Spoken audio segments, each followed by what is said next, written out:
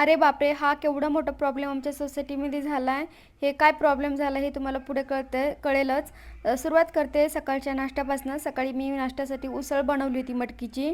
कारण मी नवीन वर्षापासून सुरुवात केली की हेल्दी खायचं. कारण आपली शरीर आणि आपली हेल्थ ही खूप महत्त्वाची आहे. ही आपली फर्स्ट प्रायोरिटी असायला हवी आहे.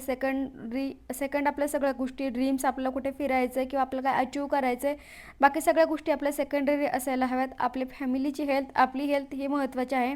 त्याच्यासाठीच मी सगळ्या भाज्या वगैरे आणल्या होत्या हिरव्या. संध्याकाळी पावभाजी बनवली, पण सगळे अंधारातच जेवण झालं. कारण की आमच्या सोसायटीची डीपी आहे, तिच्यात खूप मोठे मोठ्यानं बार होत होते आणि अचानक जेवतानाच लाईट गेली.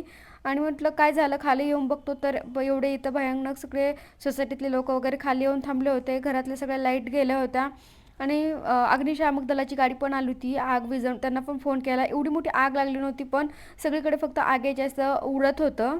खूप भयानक झालं.